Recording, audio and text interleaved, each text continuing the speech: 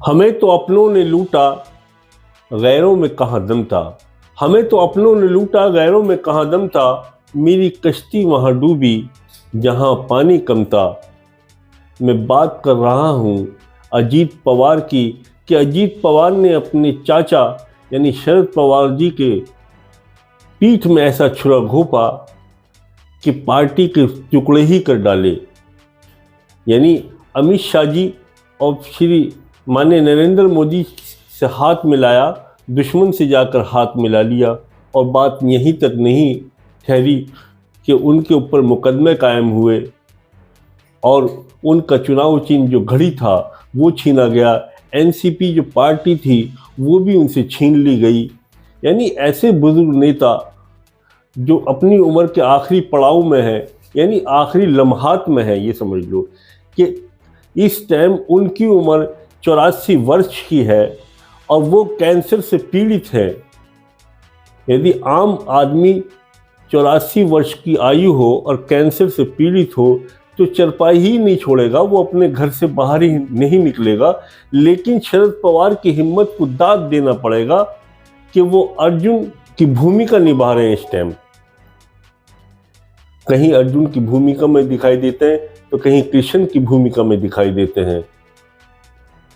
यानी शरद पवार जी जो एक बहुत ज़बरदस्त महाराष्ट्र के चाणक्य कहलाने वाले और बुजुर्ग नेता, मतलब सदी के पूरे लास्ट तक उन्होंने जो अपनी सियासत का डंका बजा जिनका महाराष्ट्र के अंदर, उनको सगे भतीजे ने ही धोखा दिया। उनकी अपनी कोई औलाद नहीं थी, एक बेटी थी, लेकिन बेटी को महत्व नहीं दिया, उन्होंने अजीत पवार को महत्व दिया। लेकिन उनको नहीं मालूम था कि अजीत पवार ही उनका बागी निकलेगा, उनका दुश्मन निकलेगा और दुश्मनों से जाकर हाथ मिलाएगा। लेकिन ये सियासत भी कुछ ऐसी ही होती है, पुराने ज़माने से चला आ रहा है ऐसा ही, कोई पहली नई बात नहीं है। फिर पुराने ज़माने में भी लोगों ने ऐसे ही किया है कि पीठ में छुरा घोंपने का काम किया। लेकिन अजीत पवार की गद्दारी किसी से छुपी नहीं है महाराष्ट्र के अंदर, और शरद पवार की महानता भी किसी से छुपी भी नहीं है। शरद पवार जो इस उम्र में इतना ज़बरदस्त संघर्ष कर रहे हैं वो भी देखने लायक है। यानी 2024 के लोकसभा सीट के अंदर उन्होंने इंडिया अलायंस को खड़ा किया और इंडिया अलायंस के साथ में जुड़े। और सबसे बड़ी बात यह है कि दो विचारधाराओं के अलग अलग लोग, यानी मैं बात कर रहा हूँ श्री राहुल गांधी जी की और बात कर रहा हूँ उद्धव ठाकरे की, दोनों की राजनीति का पहलू अलग, दोनों की सोच अलग और दोनों का मंसूबा अलग, दोनों की राजनीति चलाने का ढंग अलग। लेकिन ये शरद पवार की माइंड है कि इन दोनों को लाकर एक प्लेटफार्म पर खड़ा कर दिया। यानी उद्धव ठाकरे जो हिंदुत्व के चेहरे से जाने जाते थे, आज उनको सेकुलर साबित कर दिया और राहुल के बराबर में लाकर खड़ा कर दिया, हाथ से हाथ मिला दिया। और उसका नतीजा ये हुआ कि 2024 के इलेक्शन में जहां महाराष्ट्र के अंदर 22 से 23 सीटें भाजपा ले जाती थी, उसको मात्र 0-9 पे लाके खड़ा कर दिया। ये भी एक अपने आप में एक मिसाल है। और यहाँ से बीजेपी के अंदर बौखलाहट चालू हो गई, घबराहट हो गई। यानी एक तरह से देखा जाए तो बीजेपी का सुपड़ा साफ किया 2024 में। और 2024 का जो नतीजे आए उससे बीजेपी किसी तरह से बुरी तरह से घबरा गई और उसने इस तरह से तोड़फोड़ करी कि एनसीपी के टुकड़े किए और उधर शिवसेना के भी टुकड़े कर दिए। उद्धव ठाकरे के जो सगे थे बिल्कुल, जिनको अपने भाई से भी ज़्यादा वो मानते थे, यानी एकनाथ शिंदे पे पूरा विश्वास करते थे, उधर एकनाथ शिंदे ने भी उद्धव ठाकरे के पीठ में छुरा घोंपा और पूरी तरह से राजनीति को धराशायी करना चाहा। लेकिन क्योंकि उद्धव ठाकरे यानी अपने बाला साहब ठाकरे के बेटे हैं, उनकी डीएनए में राजनीति है, उनकी अपनी एक अलग सोच है, इसलिए वो स्तंभ की तरह खड़े रहे। एकनाथ शिंदे ने जो कुछ काम किया उससे उनके राजनीति जीवन के ऊपर उसका कोई असर नहीं पड़ा। बल्कि देखा जाए तो एकनाथ शिंदे की राजनीति चैप्टर बंद हो गया, क्योंकि आज जो एकनाथ शिंदे खड़े हैं तो वो तन्हा खड़े हैं। तो अब ये देखना यह है कि ये जो इलेक्शन है, यानी 2024 का जो इलेक्शन विधानसभा का हो रहा है, इसमें मां विकास आघाड़ी सबसे भारी भरकम तरीके से खड़ी हुई है और महायुति के ऊपर जबरदस्त ये भारी हुई है और महायुति इसके सामने बोनी दिखाई देती है। ये राजनीति और ये चाणक्य माइंड जो है वो बुजुर्ग नेता शरद पवार जी का है। आज शरद पवार जी के भतीजे यानी अजीत पवार की बात कर रहा हूँ कि जो अजीत पवार जो बारामती से उम्मीदवार है, जो कभी हेलीकॉप्टर से पैर जिनका नीचे नहीं उतरता था, जो कभी अपनी कॉन्स्टिट्यूंसी में बिल्कुल लास्ट लम्हात में पहुंचते थे, आज वो गली गली कूचों में धक्के खा रहे हैं। ये उनकी पराजय का सबूत है। और बारामती के अंदर ही इस हाथ दे उस हाथ ले क्या खूब सौदा नगद है, यानी आज अजीत पवार के सामने खुद सगे भतीजे योगेंद्र यादव के बेटे आज उनके मुकाबले पे खड़े हैं। तो अब देखना यह है कि ये सीट पहले शरद पवार जी की बेटी के हिस्से में आई थी और यहाँ पर पहले अजीत पवार जी अपनी पत्नी को खड़ा किया था। अब वो कम से कम 1.5 लाख वोटों से यहाँ से जीती थी।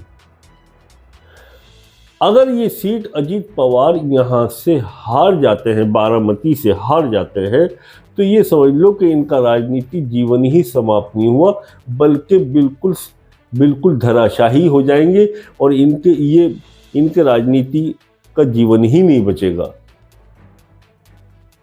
और यही मकसद है चाणक्य माइंड शरद पवार जी का कि वो किसी न किसी दर्जे पूरी तरह से संघर्षशील है। इस उम्र में भी 84 साल की उम्र में कैंसर पीड़ित होने के बावजूद भी और बहुत ज़्यादा कमज़ोर हालत में होने के बाद भी वो संघर्षशील है कि किसी तरह से भी अजीत पवार जिसने पीठ में छुरा घोंपा है उसकी राजनीति को धराशायी करके ही जाऊंगा दुनिया से। ये उनके जीवन का आखिरी इलेक्शन समझो। अब 5 साल के बाद में उनकी उम्र लगभग 90 वर्ष की हो जाएगी और 90 वर्ष की उम्र में वो पहले ही बहुत बड़ी बीमारी से जूझ रहे हैं। शायद उस वक्त क्या हो क्या ना हो, लेकिन ये उनके जीवन का आखिरी इलेक्शन है। लेकिन इस उम्र के पड़ाव में इतना ज़बरदस्त उनका प्रभाव, ये देखने लायक है। ऐतिहासिक चुनाव है ये।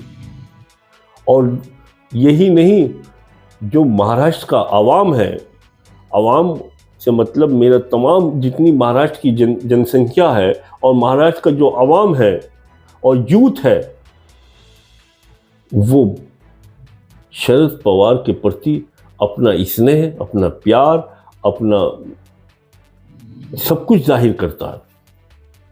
यानी उनकी डिमांड जो है वो नौजवान तबके के अंदर है। ये पहली बार देखा जाए कि इतनी बुजुर्ग आदमी की डिमांड, उनके जो चाहने वाले हैं वो शरद पवार जी के, महाराष्ट्र का नौजवान तबका शरद पवार जी के साथ जुड़ा है। और इस एक नौजवान तबका ही नहीं बल्कि हर उम्र का इंसान जो है आज ये देख रहा है कि शरद पवार इस उम्र के अंदर इतनी मेहनत कर रहे हैं, इस दर्जे हैं और उनकी छवि राजनीति जो कैरियर है वो बहुत साफ सुथरा है। इस वजह से महाराष्ट्र की पूरी लहर सहानुभूति जो है आज शरद पवार जी के साथ में है। और शरद पवार जी चाहते हैं कि अजीत सिंह की बिल्कुल मार्केट खत्म हो जाए, राजनीति जीवन समाप्त हो जाए और यहाँ से ये जो गुजरात लोबी है, अमित शाह और नरेंद्र मोदी, इनका भी यहाँ से पत्ता साफ होना चाहिए। ये उनकी मानसिकता है, यही विचारधारा के साथ में इसी कश्मकश लेकर वो संघर्षशील हैं।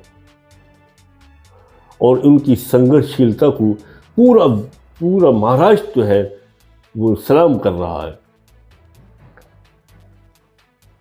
महाराष्ट्र की गली कूचे के अंदर देखा जा रहा है कि हर जगह जगह जगह शरद पवार जी का चर्चा है कि शरद पवार इतने बुजुर्ग नेता होने के बावजूद, उम्र के इस पड़ाव में होने के बावजूद भी किस कदर संघर्षशील हैं।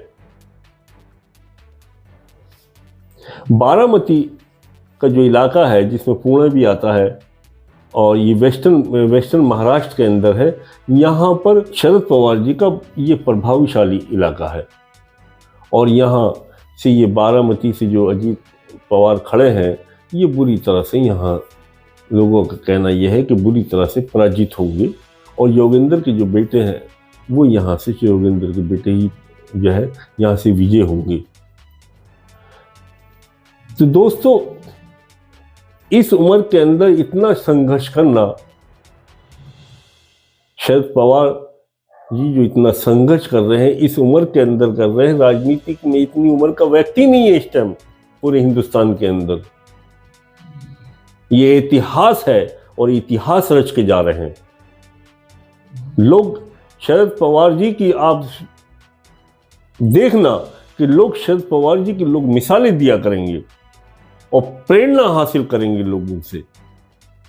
जब राजनीति के वर्क पलटे जाएंगे और राजनीति के और आंखों को लोग खोलेंगे और इतिहास के पन्नों को पलटेंगे, तो लोग जो नए राजनीतिक आएंगे उनको मिसाल दिया करेंगे लोग कि एक भारत के अंदर ऐसा राजनीतिक भी हुआ जिसको 84 वर्ष का था, बुजुर्ग था, ईमानदार था, कर्मठ था और उसके बावजूद कैंसर था, लेकिन उसने लास्ट का जो चुनाव अपने जीवन का लड़ा वो ऐतिहासिक चुनाव था और बड़ी बड़ी बहुमत से उन्होंने अपने सहयोगियों और खुद को जो है विजय दिलाई।